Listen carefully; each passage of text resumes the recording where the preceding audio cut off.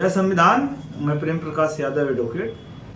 जाति है कि जाति नहीं, योगेश वर्मा जैसे लोगों को समझ में आती नहीं। जी हाँ, योगेश वर्मा यानी लखीमपुर खीरी से भाजपा विधायक, ये पिछड़ी जात से आते हैं, इसलिए इनको जुटियाया जाता है, लतियाया जाता है। इसके बाद भी लोगों को समझ में नहीं आता है कि ये पिछड़ा है।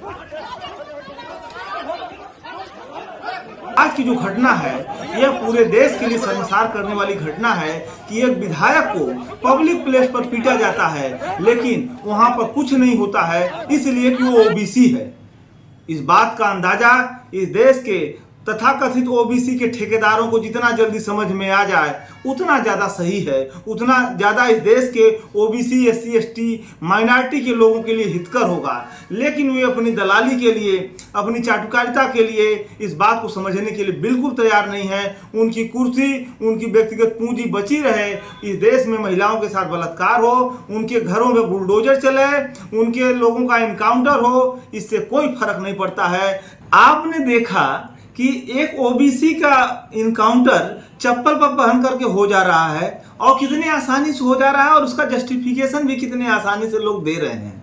लेकिन आपने यह भी देखा है आज कि एक विधायक, उसके गनर से लेकर के पुलिस के आला अधिकारियों से लेकर के तमाम वर्दीधारियों की मौजूदगी में एक विधायक की पिटाई सिर्फ इसलिए होती है कि वो ओबीसी है, और उसके जो सुरक्षा में लगे लोग, उसके साथ मौजूद पुलिसकर्मी उस विधायक को बचा नहीं पाए। तो इस देश में, खास करके इस प्रदेश में जो कानून व्यवस्था जो ध्वस्त हो चुकी है, ये इसका ताजा उदाहरण है। और ताजा उदाहरण उन ओबीसी के लोगों के लिए है जिनको ये भ्रम है कि हम सत्ता के साथ हैं तो हम सुरक्षित हैं।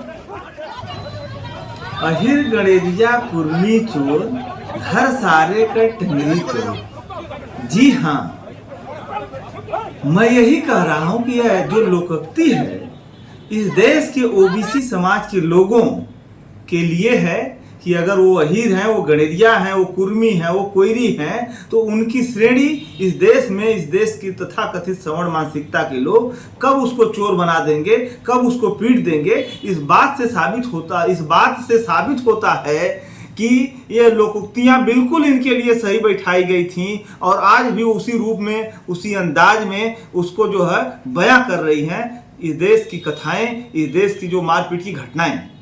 आप सत्ता में रहिए, आप विपक्ष में रहिए, आप निष्पक्ष रहिए, आप किसी भी दल में रहिए, नहीं रहिए, कोई फर्क नहीं पड़ता है। अगर इस देश में भाजपा का शासन होगा तो उसकी हिंदू राष्ट्र की जो परिकल्पना है, हिंदू मतलब मनुवादियों का शासन, और मनुवादियों का शासन यानी मनु का शासन होगा, तो उसमें वर्ण व्यवस्था होगी। और वर्ण व्यवस्था में अगर धर्म हिंदू है तो वर्ण 4 होंगे। अगर ब्राह्मण आप हैं नहीं, क्षत्रिय आप हैं नहीं, वैश्य है नहीं, तो इस देश के एससी बीसी माइनॉरिटी के लोग, एससी एसटी बीसी माइनॉरिटी के लोग इस देश के बहुजन हैं, इस देश के पीडीए हैं, और उनका हश्र यही होगा, चाहे उस पक्ष में रहें चाहे विपक्ष में रहें। तो तय करो किस ओर हो तुम।